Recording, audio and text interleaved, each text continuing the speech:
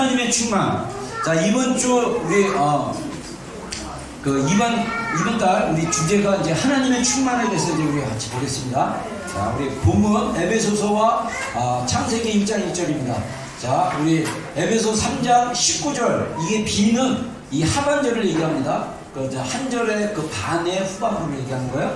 자, 우리 3장 19절 하반절 우리 한번 읽어보겠습니다. 시작. 예, 그 사도 바울의 사도 바울의 기도가 하나님의 충만하심이 너희에게 충만하게 하시기를 구하노라라고 기도를 했어요. 여러분, 우리가 잘못 기도를 뭐라 그럴까? 이게 기도의 능력이나 기도의 그 가치나 기도의 중요성을 잘 모르면 우리가 기도를 이렇게 대충 이렇게 뭐라 그럴까? 얼버무리거나 그냥 형식적으로 말하는 걸로 생각을 할 수도 있거든요. 근데 사도 바울이 자기가 개척했던 에베소 교회를 향해서 이러한 기도를 했다는 건 뭐냐면, 정말 에베소 교회 가운데 하나님의 그 충만이 그 성도들 가운데 임하기를 원해서 하나님께 그렇게 기도했다는 거예요. 저는 이 말씀을 보면서 야, 우리 비전 교회도 하나님의 충만이 거하는 교회가 됐으면 좋겠다. 할렐루야. 여러분, 하나님의 충만이 거한다는 것은 이건 두 가지 의미가 있어요. 하나는 뭐냐면 공간적인 의미가 있습니다. 언어적으로 봤을 때 이 비전교회 모이는 우리의 해중의 공간 안에 하나님의 충만이 임하신다. 제가 어제 기도에 우리 정 목사님 인도하시고 그랬는데, 기도에 참석했을 때 어제 제가 그런 감동을 받았어요. 어제 기도회가 좀 이렇게 뭐랄까, 우리 정 목사님이 지난 주일날 설교했던 거 이어서 이제 모든 것은 하나님의 은혜가, 이거에 대한 얘기를 쭉 풀어주셨는데, 그리고 기도할 때 제가 맨 앞에 있었지만 하나님의 은혜가 이 공간 안에 임한 걸 좀 느꼈어요. 그래서 정말 하나님은 이미 사실 이따가 제가 얘기했지만 복음 안에 이미 하나님의 충만이 있어요. 근데 문제는 뭐냐면 우리가 충만을 경험하지 못하는 거예요. 그 원인에 대해서도 좀 얘기를 나누겠습니다. 이미 복음 안에 하나님의 충만이 있어요. 그렇기 때문에 에베소 교회를 향해서 하나님의 모든 충만하심이 너희에게 충만하게 임하기를 원하노라, 구하노라라고 말씀하신 거예요. 왜 그 기도가 우리의 교회 가운데 실현되지 않을까요? 저는 이게 가능하다고 생각합니다. 할렐루야. 이번 주간 하나님의 충만이 임하기를 주의 이름으로 축원합니다.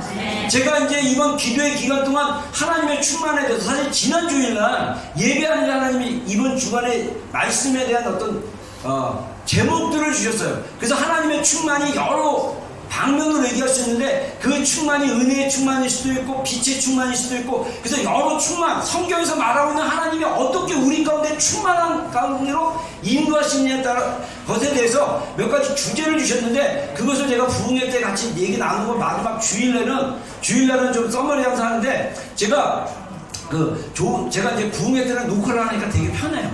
제가 편하게 이제 또 다른 얘기를 할 수 있어가지고 부흥회 때 좀 더 디테일한 얘기를 나누기를 원하고, 이거는 이제 우리가 영상 녹음도 하니까 어떤 선의 적정선이 좀 있어야 되고, 나눌 곳에 절제가 좀 있어야 되고, 그런 것들이 있어서 제가 이렇게 하는데, 제가 정말 하나님 저한테 작년에 계속적으로 매해 믿음을 주시기 시작했어요. 어떤 믿음이냐? 우리 교회가 하나님의 충만으로 충만해질 수 있다. 할렐루야. 우리 교회가 정말 그리스도를 아는 것과 믿는 것이 하나가 되어진다면 정말 성숙한 온전한 사람을 이루는 예수 그리스도의 장성한 분량까지 이르는 교회가 될 수 있다. 할렐루야. 할렐루야. 근데 이쪽은 잘 아멘 소리가 안 나는 것 같아요. 할렐루야. 네. 근데 이쪽은 또 왜 안 하세요? 자, 여러분, 정말 하나님이 충만하게 임한다는 거, 아까 얘기했죠. 공간에도 임하지만 이 공간적인 공동체의 공간인데, 공간으로 따지면 또 하나는 뭐냐면 우리 개인의 내면 공간 안에 충만이 거하신다. 그래서 성경에 보면 기쁨의 충만, 위로의 충만, 성령 충만이 있어요. 성령님이, 제가 성령 충만을 몇 번 경험했지만, 성령님이 충만하실 때 우리에게 그 주시는 하나님의 그 충만함을 한 번도 경험한 적이 없다면, 이번 주간에 또 우리가 살아가면서 계속적으로 그것을 경험하는 우리 교회가 되기를 소망합니다. 할렐루야.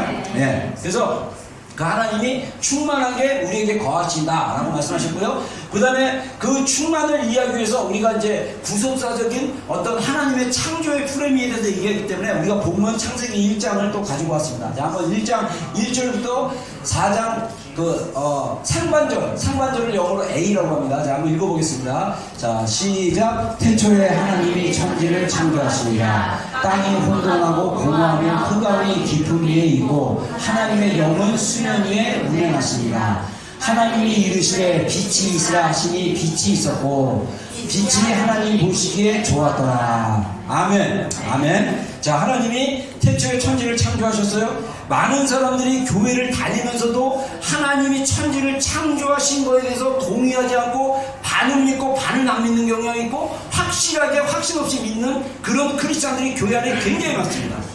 왜 그냥 하나님의 실제와 하나님을 전적으로 믿는 믿음이 없으면 하나님이 천지를 창조하신다는 것 자체가 힘들어요. 근데 하나님이 정말 천지를 창조하신 것을 정말 뼛속 깊숙이 같이 내 몸속에 깊은 곳에서 믿기 시작한다면 하나님의 올바른 믿음의 눈이 열려질 것이에요. 우리가 하나님에 대해서 그렇게 믿음의 확신이 없고 하나님에 대해서 제대로 못 믿고 온전한 믿음을 못 갖는 이유가 뭐냐?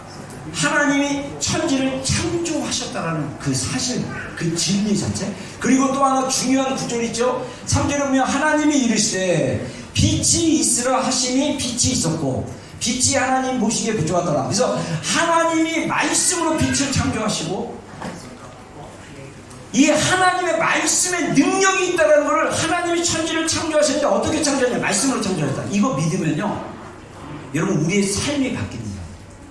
하나님의 말씀이 믿어지기 시작하는 거예요. 그리고 하나님의 말씀이 믿어지기 시작하면 이 말씀이 내 안에서 역사하시기 시작하는 거예요.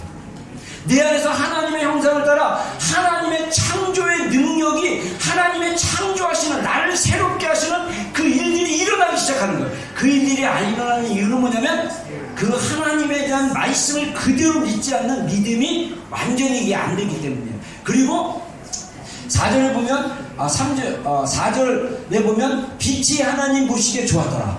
하나님 보시기에 좋았더라. 여러분, 제가 상담학적으로 공부를 하다 보니까 정말 우리 안에 제일 중요한 우리 마음, 감정에 진짜 중요한 게 뭐냐면 하나님이 우리를 용납하시고 하나님이 우리를 사랑하시고 있는 그대로 우리를 보시고 사랑하시는 거예요. 그래서 우리에 대해서 보시기에 좋았더라. 너는 존재 자체가 내가 기뻐하는 자다. 내가 너를 사랑하는 그대로 너의 모습 그대로 사랑한다라고 말하는데 이게 안 믿어지니까 우리의 삶 속에서 내 힘과 노력과 인정받음, 그래서 나의 정체성을, 이게 정체성의 문제지만 이 정체성을 인정받기 위해서 사람에게 의지하고 내가 사람들에게 인정받기 위해서 돈을 많이 벌어야 되고 내가 사람들에게 인정받기 위해서 내가 좋은 직업을 가져야 되고 내가 사람들에게 인정받기 위해서 좋은 차를 끌고 다녀야 되고 내가 사람들에게 인정받기 위해서 좋은 집, 큰 집 사가지고 자랑하고 싶고 이게 다 밑바닥에 그 안에 깊이 들어가면 하나님이 너는 존재 자체로 정말 보기 좋은 것, 내가 너를 나의 형상으로 창조하였다라는 그 말씀이 그 깊은 핵심 믿음으로 자리 잡지 않으면 우리는 늘 흔들리며 살게 돼 있어요. 그래서 이전에 말한 것처럼 창조 이전에 땅이 혼돈하고 공허하고 흑암의 깊음이 있다 라고 말한 것처럼 혼돈과 공허와 그 어둠의 깊음 가운데 힘들어하고 괴로워하는 인생들이 너무나 많다는 거예요. 크리스찬들 안에. 그것은 말씀을 그대로 믿지 않기 때문이다. 그 말씀의 구조가 구조 전에 하나님의 충만에 대한 언어적 의미를 좀 얘기했습니다. 제가 요즘 인터넷으로 우연히 헬라어로 성경 보는 그 사이트를 찾으니까 너무 좋아요. 헬라 이거 복사하게 해가지고 옆으로 이제 또 영어 표현으로 미국 사이트인데 이 충만함이라는 그 언어가 플레로마랍니다. 플레로마. 이게 P하고 L 발음이 있어갖고 풀로, 그래서 플레로마.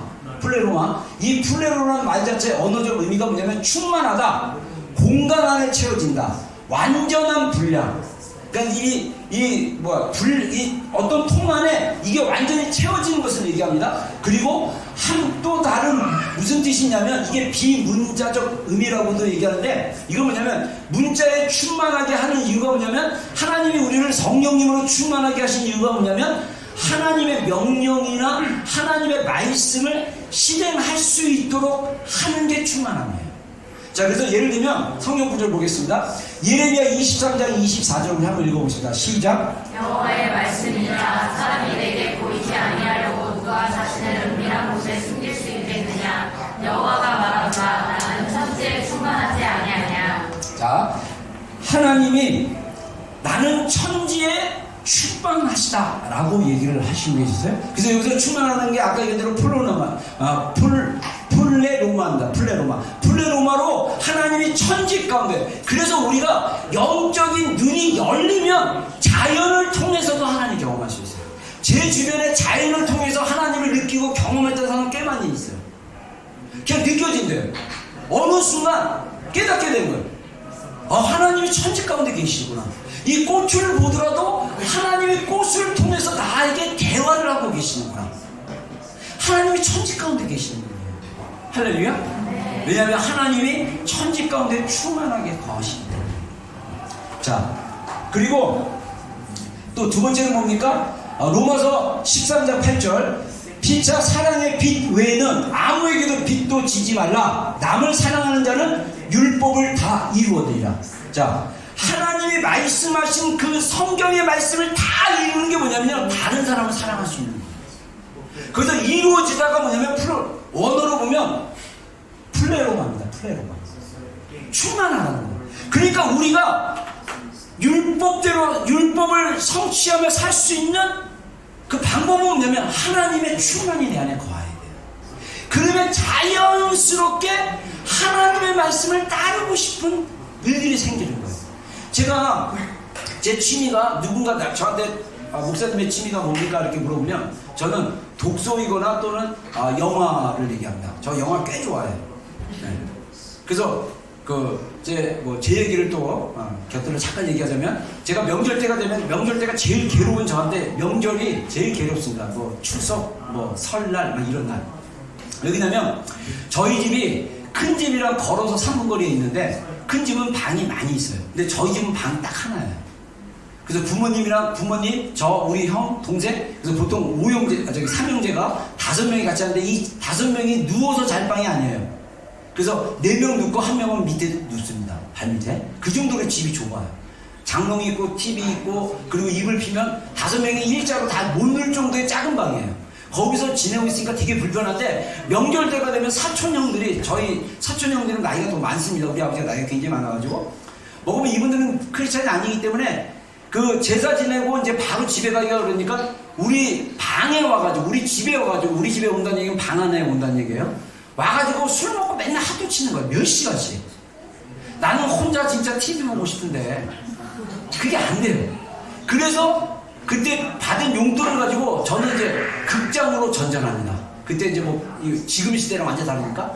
그래서 제가 어느 날은 극장을, 개봉 영화를 하루에 3편을 봤어요. 그것도 버스 타고 화양극장, 서울극장, 이렇게 동대문극장 이렇게 해서 버스 타고, 그때는 인터넷도 없죠. 몇 시에 무슨 영화가 개봉될 그거 없어요. 직접 발품 받아서 버스 타고 가서 극장 앞에 가야 무슨 영화가 개봉된지 알아. 그래서 하루 종일, 정말 그때 아직도 기억나요. 고등학교인가 그런데 아침부터 저녁까지 영화만 보러 다녔어요. 근데 내가 왜 영화를 좋아하게 됐을까 했더니 제 어렸을 때 사연이 있었어. 그래서 우리의 내면을 알려면 우리의 사연을 알아야 돼. 스토리가 있어요. 스토리를 알게 되면 내가 왜 그렇게 행동한지를 알게 되는 거예요. 제가 시장에서 자랐다는데 저희 그 대흥시장 옆에 대흥극장이 있었거든요. 제가 미취학 아동이었을 때, 애들 학교 다니기 전에 제가 극장 앞에서 맨날 놀다가 극장에 아저씨들 따라서 극장 들어가서 극장 안에서 놀던 재미가 있었기 때문에 저는 영화, 극장 하면 제 안에 되게 편안함이 있었어요. 근데 하나님이, 그래서 제가 이제 제가 목사 되고 나서도 사역 막 하면 좀 이게 몸도 지치고 마음도 지치고 막 그러면 영화 한 편 보자. 그래서 옛날에는 막 비디오 가게 직접 가서 비디오를 직접 빌려야 되는데 요즘은 이제 컴퓨터로 다 볼 수 있잖아요. 그래서 영화 사이트 들어가가지고 다 봤는데 막 이게 보는 즐거움인데 이제는 점점 영화 보기가 너무 싫어. 영화가 너무 재미가 없고 재미없는 이유가 좀 너무 잔인하고 그리고 영화 내용들이 이제는 옛날에는 선과 악이 확실한데 이제는 선과 악이 별로 구분이 없어요. 그 대표적인 게 조커 영화죠. 전 아직 안 봤습니다. 그런 영화 되게 싫어해요. 네. 그 조커 막 이런 영화들을 보면요 선과 악이 구분이 없고 오히려 혼란을 준 거예요. 정말 그 영화 보고 여운이 남을 만한 어떤 좋은 영화들이 요즘은 거의 없어요. 그러니까 보기 싫은데 습관이 되다 보니까 보게 됐어요. 근데 감사하게도 제가 이제 그 복음 보혈기도 많이 하면서 제가 그 영화를 보기가 싫은 거예요. 그전에는요 1시간 2시간 영화의 줄거리만 보는데 1시간 2시간 시간을 보냈어요. 제가 영화가 좋아하니까 어떤 영화를 그냥 이상한 영화 보지 말고 재밌는 영화인데 근데 이게 아니더라고. 근데 너무 감사한 건 뭐냐면 하나님이 정말 하나님께 더 집중하게 하고 하나님께 나가게 되니까 내가 예전에 그 누렸고 기뻐했던 어떤 취미나 이런 것들이 시간이 너무 많이 들고 또 봐봤자 좋은 거 별로 건질 거 없고 막 이러다 보니까 제 안에 갈등이 있었는데 자연스럽게 하나님 안에 들어가서 더 기도하는 시간을 갖게 되고 더 말씀 보는 시간을 갖게 되니까 오히려 그런 것들이 저절로 줄어드는 것을 경험하게 됩니다.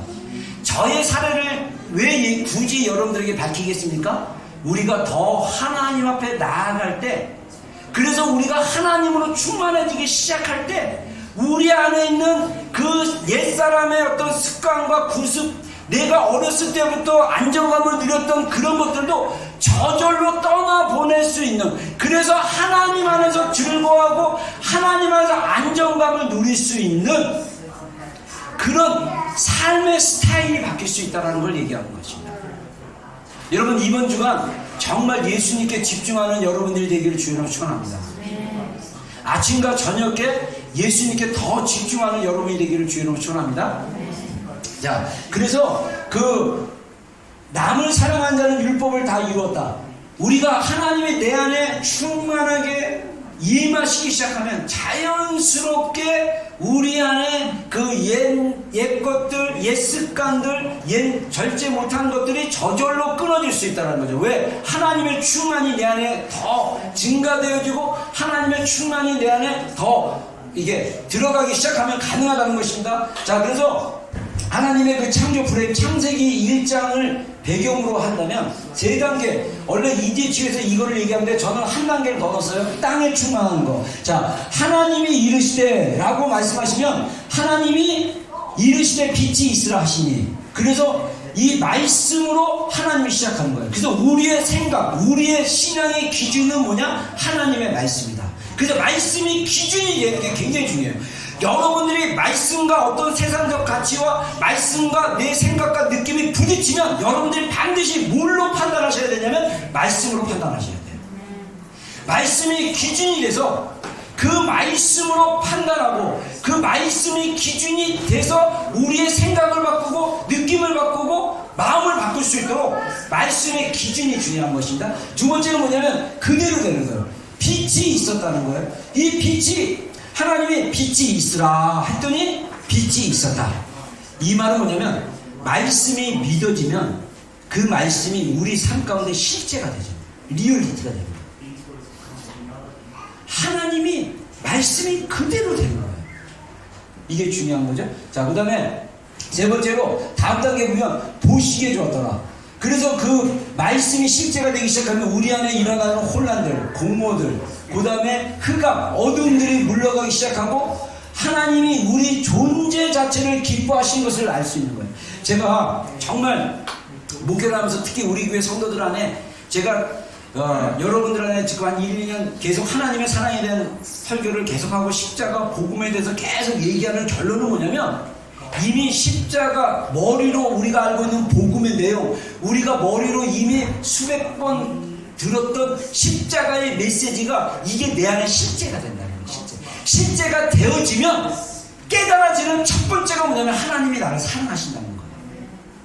하나님이 이 창세기에서 말씀하신 것처럼 보시기에 좋았더라. 하나님이 우리 있는 그대로를 용납하시는 하나님 우리가 죄인 됐을 때 그리스도께서 우리를 위해서 십자가에 죽으심으로 하나님께서 우리에 대한 자기의 사랑을 확증하셨다는 그 말씀의 실제가 내 안에 되어지면 내가 나를 사랑하기 시작하면요 세상이 다르게 보입니다. 저는 예수님 믿기 전에 불교신자였고 굉장히 비관적이고 영세적인 시각과 가치관을 가졌던 사람이었습니다. 근데 하나님이 23살 때 나를 사랑하신다는 그 말씀의 실제가 내 안에 내 영 안에 풀어지고 믿어지기 시작하니까 내가 내 자신이 바뀌기 시작한 거예요. 사람들이 나를 무시해도 나는 이런 무시당하는 존재가 아니다. 왜? 하나님이 나를 사랑하시니까. 이 위대하신 하나님이 그냥 사랑한 게 아니라 대가를 지불해서 하나님이셨던 하나님의 아들이신 예수 그리스도가 자기의 전부를 들여서 나를 사랑하신 그 존재, 내 존재 자체는 예수님의 피값으로 산 존재, 다시 말해서 예수님의 희생으로 구원을 받은 존재, 그래서 하나님 보시기에 너무나 소중한 존재. 이게 안 먹히는 사람들한테 아무리 얘기해봐도요 목사님 또 했던 얘기 또 안 해 이렇게 들릴 수가 없어요. 그 사람은 그렇게 만약에 들린다면, 아까 우리 김요셉 목사님 원천 침례교회, 이분의 아버지는 그 극동방송을 만드신 김정한 목사님이라고 굉장히 유명하신 목사님입니다. 그 사모님이 미국 분이세요.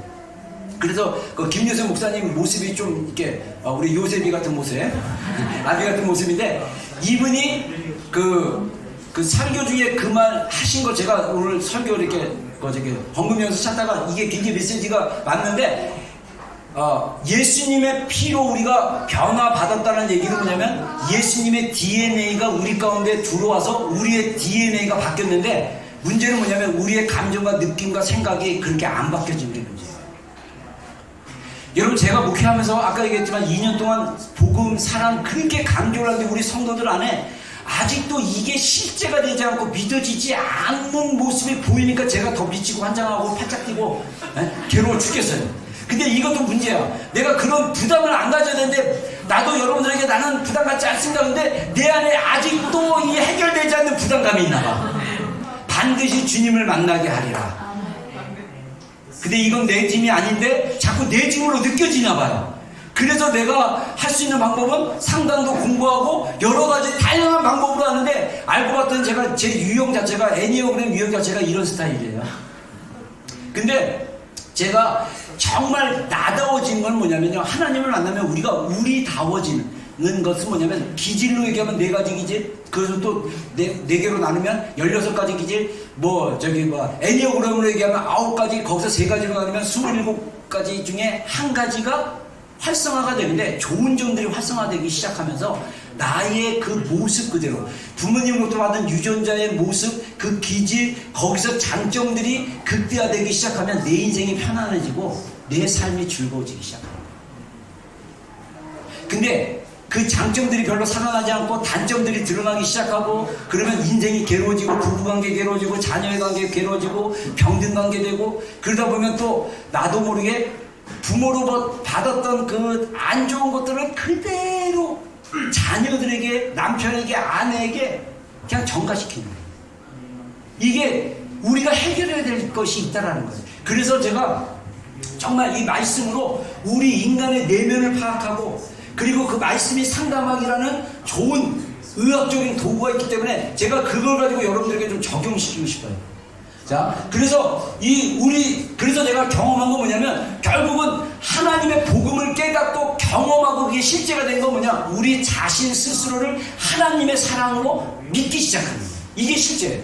그러면 여러분들 정말 세상이 달라집니다. 이미 경험한 우리 지체들이 있지만 정말 달라진 삶을 경험할 수 있어요. 시각이 바뀌는 거예요. 자, 그 다음에 그걸로 머무는 것이 아니라 그 다음 단계로 우리가 해야 할 일은 뭐니까, 땅에 충만한 인생. 하나님이 아담과 하와를 창조하시고 말씀하셨습니다. 땅에 충만하라, 번성하라, 땅을 정복하라, 이렇게 말씀하십니다. 그래서 이 충만이 뭐냐, 저는 개인적으로 구속자들이 소명으로 살기라는 거예요. 이 말은 예수님의 말씀에 의하면 세상의 빛으로 사는 거예요. 여러분, 예수님이 너희는 세상의 빛이다 라고 말씀하세요. 그래서 너희 안에 있는 이 빛이 감추어지지 않을 것이다. 우리 안에 진짜 빛이 있다면 이 빛이 사람들이, 동네 사람들이 다 알 정도로 우리 안에 있는 빛이 사람들로 보여질 거라는 거죠.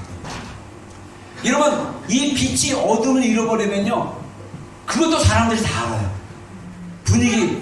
분위기 안 좋아서 쫙 인상 쓰고 딱 오면 여러분들 벌써 눈치 빠른 사람도 있어요. 저는 눈치가 좀 무딘 편인데, 눈치 빠른 사람들은 벌써 알아요. 상대방의 그 뭐랄까 분위기.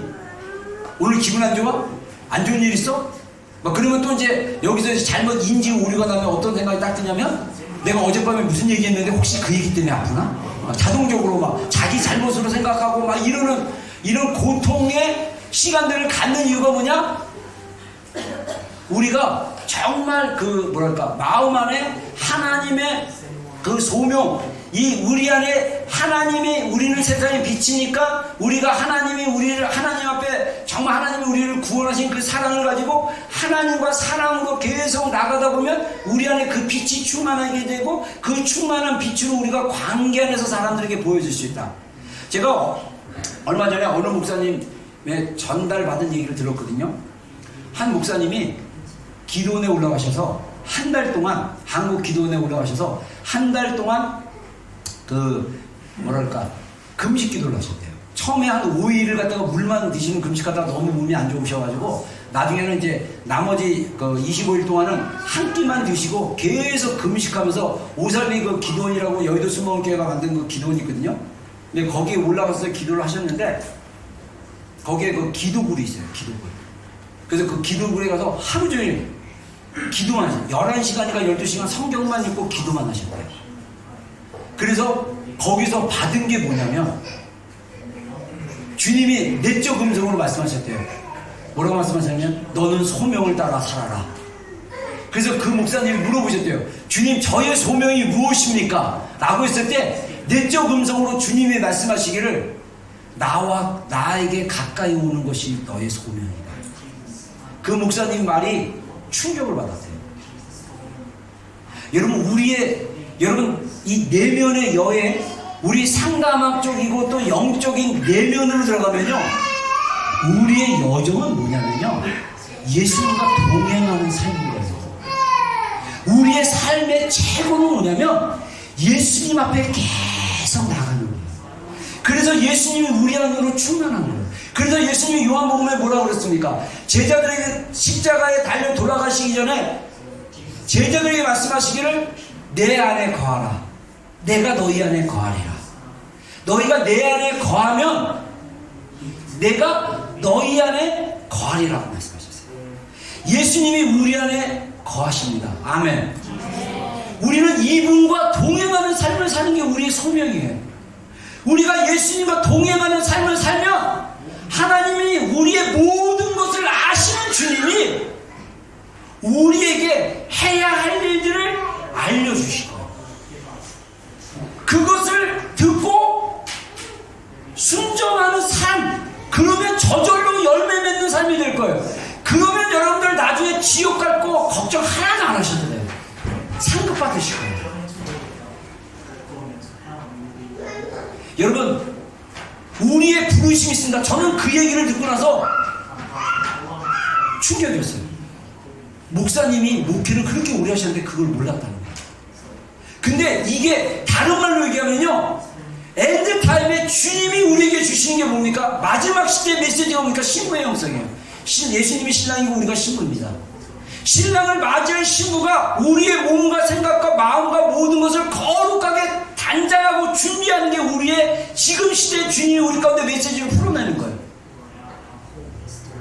근데 지금 여러분의 지금 30대 40대 제너레이션의 그 문제는 뭐냐면, 그 뭔가 깊은 곳의 친밀함을 원하는데 그 깊은 친밀함을 못 느끼니까 다른 곳으로 채우려고 하는 나르시즘이라고 그래야 될까?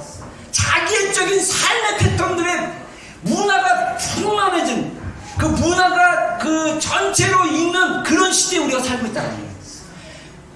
예수님의 이름으로 권면합니다. 깊은 여러분의 내면으로 들어가기를 주님으로 축원합니다. 우리의 내면 깊은 곳에 들어가면 주님이 계셔요.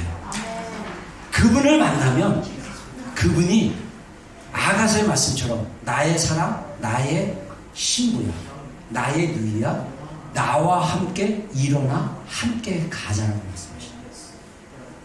우리가 이 메시지를 듣기 전까지 우리의 삶은 항상 옛사람의 패턴과 구조 속에서, 타락한 본성의 구조 속에서 헤어나지 못할 것입니다. 늘 내 안에 내적 갈등이 있을 것입니다. 자, 그래서 타락한 인간의 프레임, 제가 여기 한 3가지만 딱 압축해서 얘기했는데, 이 3가지가 아니라 그 상담학 책에 보면 한 9가지 10가지 그 순환이 있어요. 서클이. 근데 성경에 보면 땅이 혼돈하고 공허하고 흑암이 깊음에 있다고 했습니다. 우리 내면이 이 카오스, 혼란스러울 때가 되게 많아요. 그리고 우리가 살면서 여러분들 이 공허함 안 느꼈습니까? 저는 공허함 옛날에 굉장히 많이 느꼈어요. 그리고 예수님 만나서 제 그 인생의 그 공허함을 예수님께서 해결해 주셨기 때문에, 제가 그리고 나서 공허함을 못 느끼다가 또 살다 보니까 또 옛사람의 습관이 나오고, 또 살다 보니까 충만함이 또 떨어지고 막 이러다 보니까 또 어쩔 때도 공허함을 느낄 때가 있어요. 근데 그때 예수님을 깊이 경험하고 예수님으로 채워진 이후에 느꼈던 공허함과 예수님을 만나기 전에 공허함은요, 질적으로 달라요. 예수님 만나기 전에 느껴진 공허함으로 가면요, 우울한 병이 걸릴 수도 있고, 뭐 여러 가지 뭐 자살 막 이런 거까지, 막 극단적인 생각 이런 거까지 다 나갈 수 있어요. 근데 예수님을 만나고 나서는 그런 극단이 아니더라도 어떻게 살다 보면 사랑이 표현되지 못하고, 사랑이 어떻게 나눠지지 못하고, 그래서 오는 어떤 그런 약간 허전함 뭐 이런 것을 느낄 수 있지만, 그런 극단적이고 밑바닥까지 나가는 공허함은 아니에요. 근데 우리 이 인생이 성도들로 살면서 남편이 있지만 내가 충분히 사랑받지 못한다는 것 때문에 느끼는 그 공허함, 아내가 있지만 아내가 나를 사랑하지 않고 나를 이렇게 하지 않으니까 내가 너무 공허하다고 느껴지는 그 공허함, 이런 것들은 어떻게 우리가 알 수 있냐면요, 먼저 그런 이유가 뭐냐면, 우리 인간이 타락하고 나서 우리 인간들 안에 어떤 아까 창조의 프레임대로 사는 것이 아니라 타락의 프레임대로 살다 보니까 어떤 서클들이 생기는 거예요. 이걸 갖다가 이제 인지층에서는 이제 스키너라고 얘기하는데, 제가 이따가 좀 얘기할게요. 자, 우리가 인식을 못하는 게 문제예요. 인지를 못해요. 내가 왜 기분이 나쁜지, 내가 왜 그런 생각을 하는지, 왜 그런 느낌이 나는지 정확한 핵심적인 감정과 그 밑에 들어가면 중간신념, 그 밑에 들어가면 내 무의식 안에서 나를 갖다가 막 움직이고 있는 그 핵심 신념, 이게 뭔지를 모르기 때문에 이 타락의 프레임 안에 들어가는 거예요. 그러다 보니까 인식하지 못하면 어떤 생각을 하냐면 육신적인 생각을 해요. 근데 이 육신의 생각은 다 하나님을 기쁘시게 못합니다. 여러분, 제가 그 육신의 생각 중에 하나가 뭐냐면요, 지금 그냥 떠오르는 건데, 표현으로 따지면 좋은 것이 베스트의, 제가 영어 표현을 모르겠습니다. 그 영어 표현인데, 베스트의 최고의 적은 좋은 것이다. 맞죠? 그런 용어가 있죠. 최고의 적은 좋은 것이다. 자, 최고라는 것은 하나님의 영의 일이라고 생각하면, 좋은 것은 뭐냐면 선한 거예요. 이게 뭐냐면 육신으로 가면요, 하나님의 것을 막는 일이 되는 거예요. 예를 들면 신방 갔어요. 제가 한국에 있을 때 많이 그런 일들이 있지만, 신방 가면요, 이 신방 예배를 원하는 분이, 한국 분들 중에 그런 마인드가 굉장히 많아요. 목사님에게 좋은 음식을 차려준다고 음식 준비를 굉장히 많이 하세요. 그럼 이제 그 전에 준비했으면 대속해. 예배를 드렸는데, 국이 끓네. 딱 와서 또 예배 중에 가서 끄고, 뭐가 이러네? 원래 목적은 예배를 통해서 이 집을 축복하고, 예배를 통해서 말씀을 통해서 이 가정이 붙잡을 수 있도록, 이렇게 예배의 목적이, 신방 목적이 그건데, 오래간만에 목사님 수고하시고 그러니까 내가 정말 음식 잘 준비해가지고 목사님을 좀 이렇게 위로해주고, 목사님 이렇게 잘해줘야겠다, 이런 선한 마음을 가지셨어요. 근데 그게 육신의 생각이면 베스트를 못 누려요. 여러분, 우리가 교회 일도 똑같아요. 여러분, 우리가 예배드리고 기도하는 일에 제가 더 집중하면, 저는 여러분들에게 기도회 때 정말 얘기합니다. 이제 앞으로 1월달부터 이제 2월달은 좀 날짜가 없지만 1월달부터 6월달까지 우리가 붙이는데 거의 금요일 날 할 거예요. 근데 토요일 날 기도를 하다 보니까 장점과 단점이 있는데 단점은 뭐냐면 낮에 날 좋을 때 애들 너무 데리고 놀다가 다 너가웃이 된 거예요. 너무 애들을 위한 삶을 살다 보니까 저녁에는 쉬어야 돼. 그러니까 서로 안 가기 위해서 각종 이렇게 핑계들을 대시고 이런 경우가 있어. 이거는 육신의 방법이라고 생각해요. 미안합니다. 이거 판단하는 거 아니라 이렇게 생각나서 얘기하는 거예요.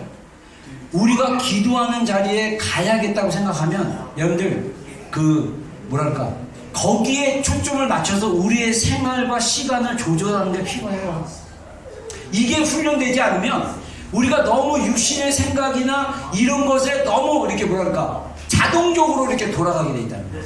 그러다 보면 혼돈과 공허가 오고 또 인식하지 못하고 이런 서클 안에 들어가는데, 자 복음의 능력이 있습니다. 자 우리 고린도전서 1장 18절 다 읽겠습니다. 시작. 십자가의 멸망하는 자들에게는 미련한 것이요 구원을 받는 우리에게는 하나님의 능력이라. 예? 자, 요 골로새서 말씀입니다. 골로새서 한번 읽겠습니다. 시작. 그 안에는 세상의 모든 충만이 육체로 거하시고 너희도 그 안에서 충만하여 있으니 그는 모든 통치자와 권세의 머리시라. 너희가 실제로 그리스도와 함께 장사되고 또 죽은 자들 가운데서 그를 일으키신 하나님의 역사를 믿음으로 말미암아 그 안에서 함께 일으키심을 받았느니라. 자, 그래서 십자가의 메시지가 우리에게 하나님의 능력이라고 그랬고, 그리고 그 안은 예수 그리스도 안에서 모든 신생의 충만이 육체로 거하시고 너희도 우리 골로새 성도들이지만 우리입니다. 예수 그리스도 안에서 충만해졌다. 영어 성경에 보면 이미 완료형으로 얘기합니다. 이미 우리는 그리스도로 충만해졌다. 하나님의 충만이 그리스도 안에 있고 그리스도의 충만이 우리 안에 있다. 그게 어떻게 우리 안에 역사하시냐? 하나님의 역사를 믿음으로 말미암아 그 안에서 함께 일으키심을 받았느니라. 다시 말해서 우리가 침례식을 받거나 세례식을 받았을 때 우리는 그리스도와 함께 죽었고 우리는 그리스도와 함께 살리심을 받았다. 이게 믿어지고 실제가 되면 우리의 삶에 변화가 일어나는데, 그게 안 되고 그냥 형식과 종교적인 행위로 하면 문제가 된다는 거예요. 그래서 아까 김효생 목사님 설교에 뭐라고 그럽니까? 찬양하고 예배드리고 설교 들어도 여전히 그런 어떤 영적인 움직임이나 깨달음이나 이런 영적인 역사가 일어나지 않으면 어떻게 된다고요? 진노의 자녀로 거듭나기 전에 상태에 있지 않는지 자신을 점검해 보라고 그러잖아요. 여러분, 오늘날 우리의 신앙이 우리 안에 역사하시는 하나님의 능력과 하나님의 일하심들을 경험하지 못하면 우리가 여전히 옛사람으로 살아갈 수밖에 없다라고 얘기하는 거죠. 이미 복음 안에 십자가의 메시지 안에 하나님의 능력이 있습니다. 아멘. 그 말씀을 그대로 믿으면 우리 옛사람은 이미 십자가에 죽은 존재고 내가 그리스도와 함께 새 사람으로 살아났다라는 게 우리의 믿음으로 믿어지면, 그 믿음이 내 안에서 역사하기 시작하면 우리 안에 에너지가 생겨요. 그 에너지가 영향력이 될 수도 있고 그 에너지가 파워도 될 수 있어요. 힘이 나는 거예요. 능력이 생기는 거예요. 할 수 있는 힘이 생기는 거예요. 할렐루야. 그 능력이 우리 안에 머물기를 주의 이름으로 축원합니다. 제가 혹시나 여러분들 얘기합니다. 제가 예화 중에 얘기했다가 얘기하는데 혹시 여러분들하고 비슷한 생각들이 들면 여러분들 시험에 빠지지 않기를 주의 이름으로 축원합니다.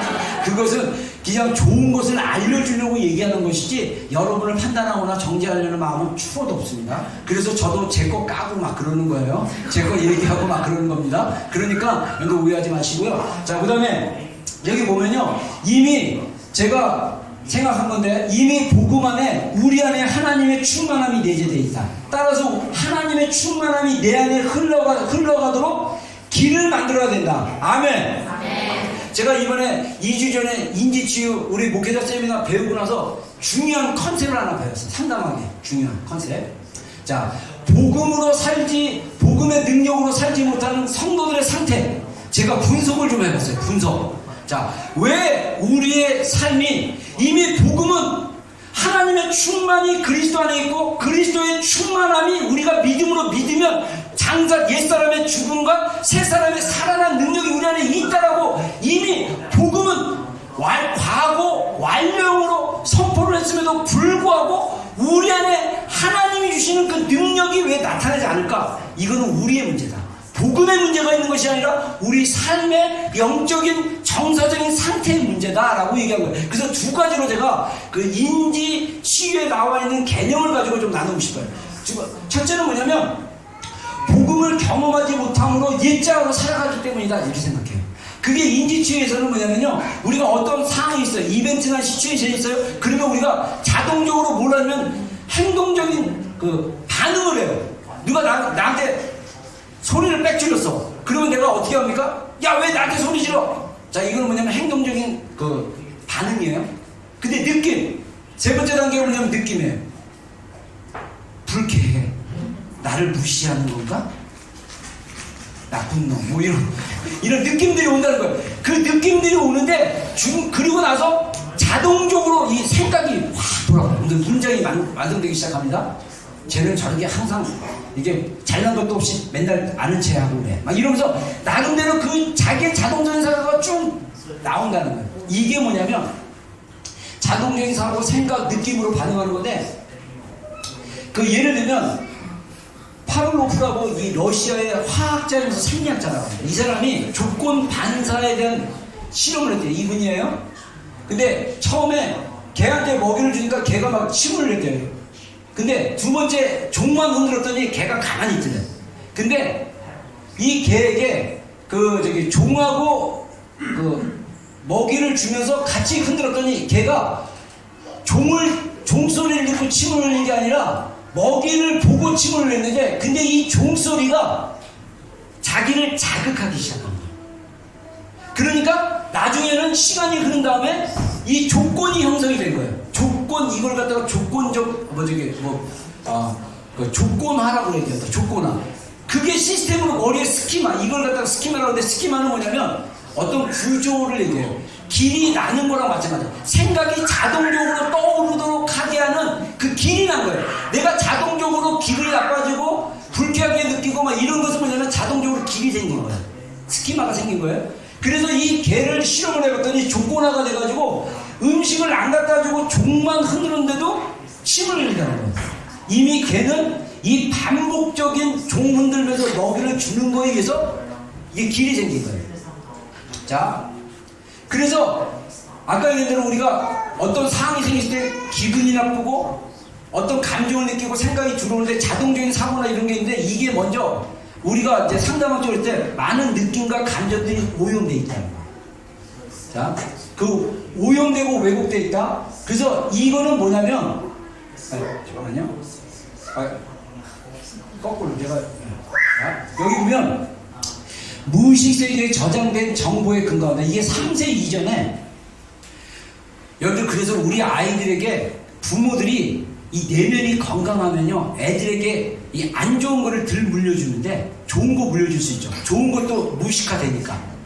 근데 이게 안 되면 나도 모르게 엄마, 특히 엄마, 우리가 엄마의 양육을 많이 받잖아요. 근데 엄마가 바빠가지고 할머니의 양육을 많이 받다. 그러면 할머니의 그 안 좋은 것들이 나도 모르게 무의식으로 들어와 버리는 거예요. 그게 우리 안에 무의식으로 들어오는데, 이게 3세 이전에 무의식으로 형성된 정보들이라고 합니다. 그래가지고 이런 무의식에 의해서 느낌과 감정이 오용되고 왜곡됐기 때문에 주요 인지에 대한 오류를 가져오는 거예요. 예를 들면 이게 A, B, C인데 A가 자극을 받았어요. 그러면 우리는 보통 어떻게 하냐면, 자극을 받으면 사람은, 이건 상담학자들이 얘기하는 거예요. 자극을 받으면 사람들은 해석을 한다는 거예요. 그리고 결과와 반응을 가져온다는 거예요. 근데 이 결과와 반응은 뭐냐면 감정과 행동이라는 거예요. 자, 예를 들면 재성이 형제가 목사님 소리 질렀어요, 저한테. 그러면 제가, 이게 제일 놀라운 거 뭐냐면요, 내가 딱 느낌이 아무 느낌 없이 뭔 일 있어? 재성이 형제 뭔 일 있어? 이렇게 얘기하는 느낌, 당황스럽지 않고 오히려 뭔 일 있는 줄 알고 깜짝 놀라서 반응하는 거나, 또는 기분이 확 나빠지는 거. 근데 기분이 나빠지는 느낌을 했는데, 목사님 큰 소리 딱 나오자마자 이미 내 내면에는 0.025초에 내 생각이 들어온다는 거예요. 그래서 느낌이 나빠진 거예요. 제가 나한테 까부네? 제가 미안해요. 제가 나한테 목사인데 날 무시하네? 이런 생각이 이미 들어왔기 때문에, 이미 내 안에 내재됐기 때문에 느낌이, 기분이 확 나빠져. 이게 뭐냐?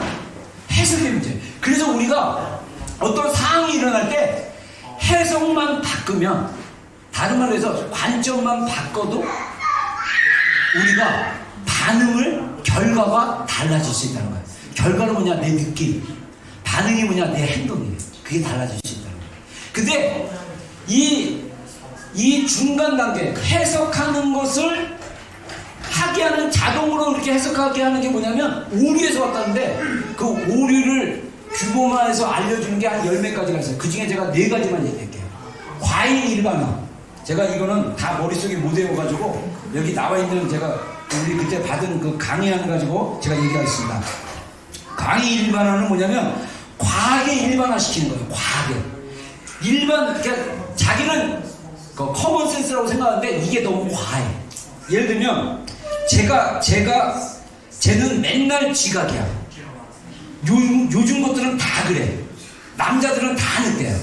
그러니까 늑대 같은 남자가 있지만 모든 남자가 늑대는 아니에요. 그게 광인이면 모든 사람이 다 그래. 맨날 그래. 항상 그래. 만약에 여러분들이 말버릇이 항상, 맨날, 늘, 너는, 이런 것들은 뭐냐면 다 과잉인 거야. 일반적인 사실을 얘기하는 게 아니라 내가 느끼는 느낌을 그대로 얘기하는 거야. 이거는 사실이 아니라는 거죠. 그 다음에 두 번째는 뭐냐면, 제가 노안이 와서 돋보기로 바꿔서 얘기했습니다. 자, 선택적 추론이 있어. 선택적 추론. 자, 이거는 흑백 논리 양극화 이론이라고 합니다. 오직 2가지만 생각합니다. 흑 아니면 백이에요. 좋은 거 아니면 나빠요. 바른 거 아니면 틀린 거예요. 선 아니면 악이야. 내 편 아니면 다 적이야. 네? 중간 지대가 없어요. 그래서 여러분들 혹시 부모님들한테 이런 말 들었으면, 부모님이 이분법적 미안합니다. 이거 이분법적 사고입니다. 미안합니다. 이거 이분법적 사고가 방금 얘기한 거, 이분법적으로 우리 부모님들이 나를 대했다면, 흑과 백으로 대했다면, 여러분들 혹시 이런 말을 들었는지 모르겠어요. 우리 아버지가 이런 말을 좀 하셨던 것 같은데, 하려면 완벽하게 해야 돼. 제대로 못할 것 같으면 안 하는 게 좋아. 혹시 이런 말을 여러분들 어디서 들었다면 부모님이 이분법적인 사고로 얘기했어요. 근데 중요한 건 뭐냐면, 나도 모르게 그 영향을 받고 나도 그 영향 안에서 자녀들에게 흘려보낸다는 거예요. 그리고 실수할 거면 차라리 하지 마. 실수할 거면 차라리 하지 마. 하려면 제대로 해. 완벽하지 않으면 너 하지 마. 이런 흑과 백 같은 거. 그래서 만약에 예를 들면 남편이나 아내에게 뭐를 시켰는데 마음에 안 들어하는 거. 제 안에도 좀 그런 게 있어요. 좀 제 안에 어떤 기준치가 있으면 마음에 안 들면 저 같은 경우도 칭찬 잘 못해요. 집에서나 교회에서나 누구에게나 제가 칭찬을 잘 못해요. 근데 이게 뭐냐면, 나도 모르게 어렸을 때 내 안에 들어왔던 원래 가정에서 들어왔던 어떤 역기능적인 반응이 아닌가. 칭찬할 줄을 모르고, 칭찬을 찾으라고 하는데 진짜 괴로워요. 칭찬을 찾을 수가 없어. 안 보여. 근데 이것이 조금 교정되기 시작하니까 칭찬할 거리들이 보이고 생각이 나요. 안 보이는 이유가 칭찬할 가정 문화, 언가족에 엮이는 가정에서 그런 분위기였기 때문에 그럴 수 있다는 거예요. 자, 그 다음에 선택적 추론이라는 게 있어요. 이거는 뭐냐면, 어떤 근거를 바탕으로 자기 감정의 기복에 따라 기분 내키는 대로 평가하는 거예요. 자기 어떤 근거가 있어. 그 근거는 좀 이따 나올래나? 중간 신념이 있어요. 나온다. 중간 신념이 있고요. 제가 이제 이번 기도의 기간 동안 제가 핵심 신념에 대한 얘기를 좀 나눌 건데, 우리의 자동적 사고는요, 이 인지 오류에서 나와요. 인지 오류는 중간 신념, 중간에 있는 이런 아까 방금 얘기했던 여러 가지 그 오류의 그거에 의해서 자꾸 이렇게 틀리게 생각합니다. 틀리게 느끼고 틀리게 생각하고 틀리게 행동하는 거예요. 그 뿌리 밑에 단계로 나가면 핵심 신념이 있어요. 핵심 신념. 그 핵심 신념이 뭔지를 찾아내고, 그리고 내가 자동적으로 행동하고 자동적으로 생각했던 느낌이나 이런 것들을 농박을 한 다음에 사실이 뭐냐, 그래서 예를 들면 재성이제가 아까 소리를 지르는데 내가 기분이 나빴다 그러면 사실은 내가 기분이 나빴기 때문에 재성이가 나한테 불만이 있나 보다라고 생각하는 건 다 느낌이고 생각이에요. 사실은 뭐냐면 재성이가 예배 전에 나에게 목사님하고 큰 소리로 불렀다가 사실이에요. 여기에 생각도 없고 느낌도 없어요. 사실은 그대로예요. 우리가 하나님의 말씀을 보더라도요, 우리가 왜 우리 삶 가운데 말씀이 능력이 되지 않고 말씀이 우리의 실제가 되지 않는 이유가 뭐냐면 말씀을 자기식대로 생각하고 자기식 느끼는 대로 믿기 때문에 그래요. 말씀을 있는 그 사실대로 믿기 시작하면 저는 그 말씀이 우리 안에 실제가 될 줄로 믿습니다. 말씀은 진리입니다. 아멘. 그 진리를 있는 그대로 믿어야 되는데 있는 그대로 믿는 게 아니라 내 생각과 느낌으로 믿기 시작하면 말씀이 잘못 해석이 되어집니다. 그러면 내가 듣는 내 반응과 결과는 뭐냐면 이 말씀이 내 안에 실제가 되지 않는 거예요. 내 생각과 느낌을. 그래서 여러분들 우리가 앞으로 제가 이거 인내치유에 대한 것들을 좀 가르쳐 주면서 여러분들에게 어떤 훈련을 시키냐면 사실에 근거한 믿음, 실제에 근거한 믿음을 가지라는 거예요. 우리의 생각과 느낌을 믿음으로 생각하지 마십시오. 우리의 생각과 느낌은 믿음이 아닙니다. 말씀의 실제 그대로가 믿음으로 믿어질 때 우리의 삶이 변하기 시작하는 거예요. 우리 정 목사님 부부 오시고 나서 제 설교 들어보고 와 이렇게 좋은 말씀을 메시지 전하는데 왜 이렇게 변화가 안 됐죠? 했더니 저도 퀘스천인데 제가 인지오류 공부하면서 우리 지체들 안에 다는 모릅니다. 우리 지체들과 교제하다 보니까 우리 지체들 안에 원가족 안에서 훈련받고 배웠던 것들은 뭐냐면 판단하고 이런 인지오류에서 나오는 많은 것들이 있다 보니까 목사인 제가 다 판단받은 거예요. 그래서 제 설교가 그들이 받아들이기에는 별로 메시지가 파워풀하게 안 들릴 수 있다는 거예요. 만약에 여러분이 제가 여지껏 여러분들에게 전했던 그 말씀의 복음의 말씀을 생각과 느낌을 빼고 있는 그대로 믿기 시작했다면 정말 뒤집어져도 10번 뒤집어졌어. 이들이 일어날 수 있지 않았을까? 저의 생각을 말합니다. 이건 사실이 아니니까. 여러분 제가 이거 이번에 훈련 받고 나서 세미나 받고 나서 내 생각과 느낌을 의지하지 말고 이거는 오염되어 있고 왜곡되어 있을 확률이 굉장히 높으니까 사실이 뭔지를 파악하자. 그리고 더 중요한 거는요, 이 인지 오류를 찾아내려면요 사실을 정해놓고 내가 왜 그렇게 느꼈는지를 추적하다 보면 어디가 나오냐면 내 어렸을 때 시절의 이야기와 사연, 스토리가 나오기 시작합니다. 그 스토리를 이해하고 인정하고 깨닫고 인지하기 시작할 때, 깨닫기 시작할 때 뭐가 바뀌기 시작하면 내 안에 있는 무의식의 핵심 신념이 바뀌기 시작합니다.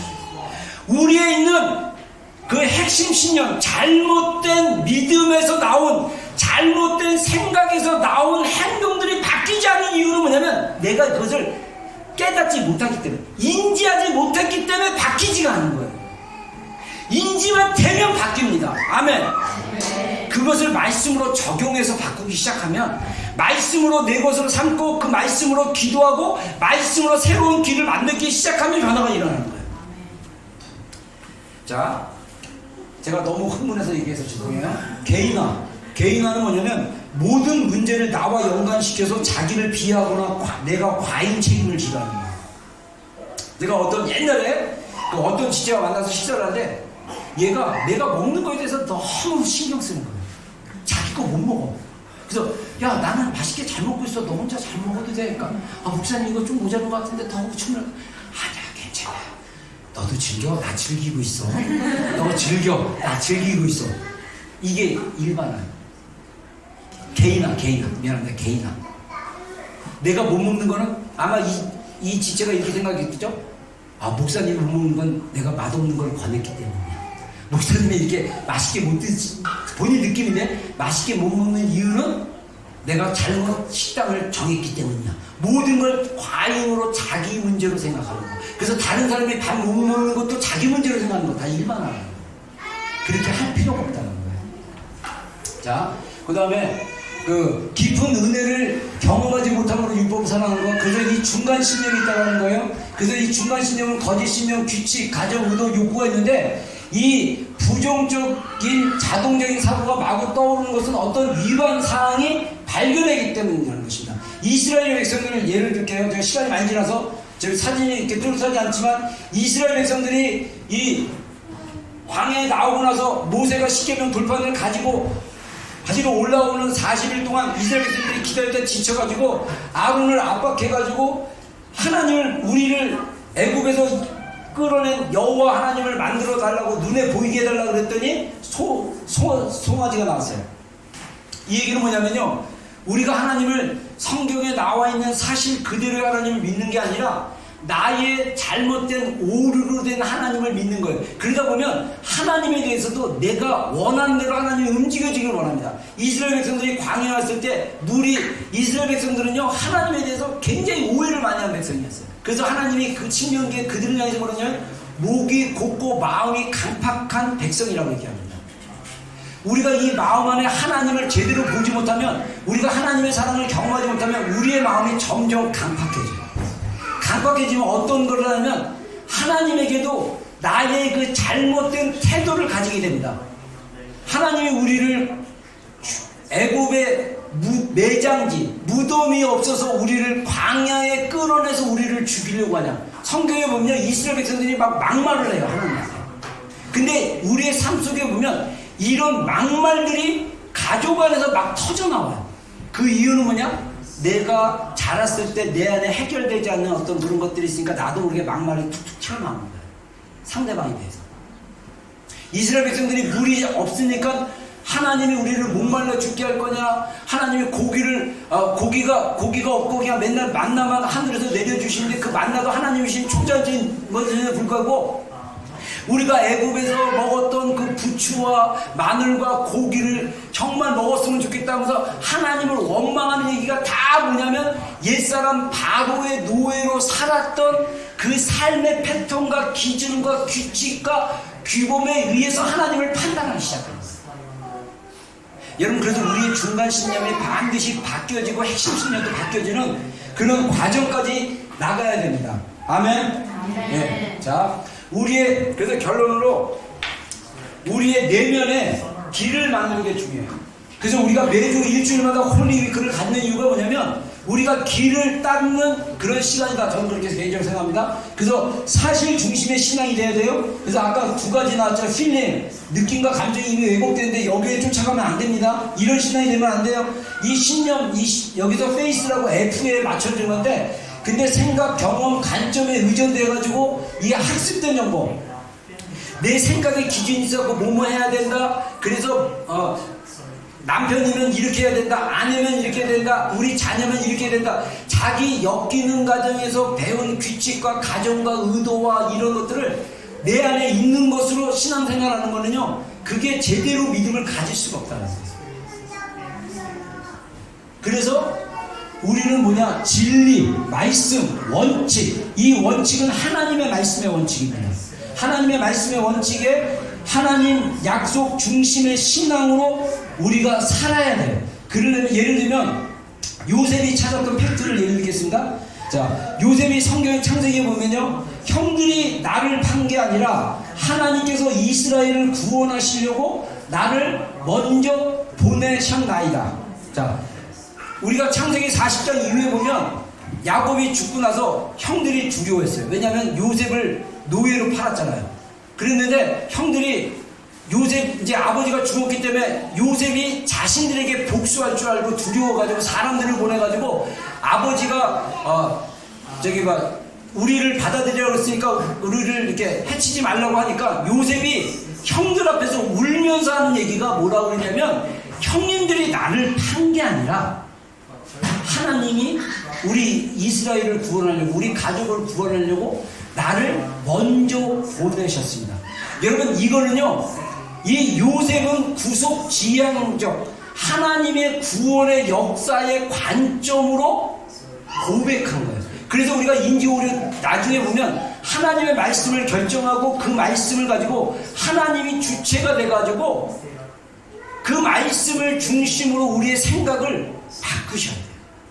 요셉처럼. 사실은, 여러분, 사실을 보면요, 뭐냐? 형들이 요셉을 노예로 팔았어요. 이거는 사실이에요. 근데 중요한 거는 요셉은 그 사실도 하나님의 관점으로 바꿔놨다. 형님들이 판 게 아니라 하나님이 나를 대신 미리 먼저 보냈다. 어떻게 이런 기가 막힌 변화가 있을 수 있을까요? 여러분, 우리의 삶의 실제적인 팩트에서 부정할 수 없고 바꿀 수 없는 팩트가 있습니다. 우리의 부모님들 마찬가지입니다. 우리의 한국 사람의 국적도 마찬가지입니다. 여러분들 팩트가 뭡니까? 부모님들이 여러분들 여기 데리고 왔어요. 이거에 대해서 여러분들이 비난하고 할 필요가 없어. 중요한 건 구속사적 관점으로 보게 되면 어떤 눈이 열리냐면 내 인생을 통해서 하나님이 보여주시고자 하는 그 목적이 분명하게 보여지게 되는 거예요. 제가 예수님 믿기 전에 제 안에 제일 큰 분만은 뭐냐면, 신이 있다면 내 인생은 너무 불공평하다는 생각이었어요. 하필이면 태어나도 이렇게 가난한 집에 태어나고, 어떻게 하필이면 태어나도 이 대한민국 그때 되게 못 살았거든요, 우리나라가. 이것도 나라가 분단된 대한민국에 태어나고, 하필이면 저의 삶의 그 비관적인 관점은 뭐냐면요, 다 모든 걸 부정적으로 보고 비관적으로 보는 거예요. 근데 하나님을 만나니까 하나님의 구속사적인, 하나님이 나를 구원해 주시고 하나님의 당신의 목적을 이루기 위해서 나를 구원하시고 인도하신 그 목적으로 보니까, 제가 미국 가려다가 비자가 안 돼가지고 뉴질랜드를 내가 선택한 거라고 생각을 했는데도 불구하고 하나님이 뉴질랜드로 나를 인도하신 그 은혜, 할렐루야. 여러분, 우리의 인생을 하나님의 구속의 그 역사의 관점으로 보기 시작한다면 우리가 보지 못하는 새로운 눈들이 열리기 시작합니다. 그래서 하나님의 관점, 우리를 구원하신 하나님의 관점으로 우리의 인생을 해석하기 시작한다면 우리의 생각이 바뀌게 되고 감정이 바뀌게 되고 우리의 행동이 바뀔 수 있습니다. 할렐루야. 여러분, 제가 지난번에도 고백했지만 하나님께서 새롭게, 지난번 우리 어떤 그룹에서 제가 또 얘기했지만, 하나님한테 새롭게 진짜 깨닫게 해준 게, 하나님이 여러분과 함께 한 공동체 안에서 신앙생활하고 여러분들을 예수님께로 데려가는 자를 목자로 세우신, 그래서 여러분과 함께하는 이 시간이 now and here, 현재 지금 하나님의 구속사의 그 역사의 은혜 안에서 정말 저는 행복합니다. 할렐루야. 여러분들이, 그리고 이번에 깨달았어요. 이번 주간 깨닫는 주간이었습니다. 이 복음을 경험하고 복음을 충만한 은혜 안에 가는 여정이 정말 하나님의 그 가장 기본적인 것, 저는 가장 기본적인 것들은 이게 안 돼서 막 진짜 이렇게 좀 힘들었는데, 마음속에 힘든 것이 있었는데, 이번 한 주간을 지나면서 시간이 더 필요하고 이런 과정과 여정 가운데 조그마한 변화와 조그마한 어떤 그런 어떤 모습들을 보여진다면 그것을 제가 더 격려하고 칭찬하고 표현해 줌으로써 여러분들이 하나님 안에서 더 나아갈 수 있도록 하는 것, 그러려면 제가 더 많이 바뀌어야 돼요. 저를 위해서 많이 기도해 주시기 바랍니다. 아멘.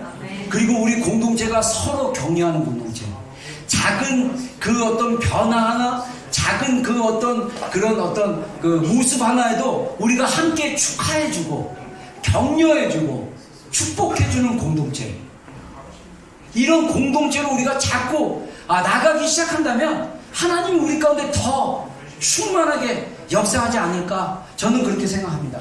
그래서 이번 한 주간이 결론으로 얘기하면요, 규칙적인 기도와 말씀 묵상의 시간을 가지라는 거예요.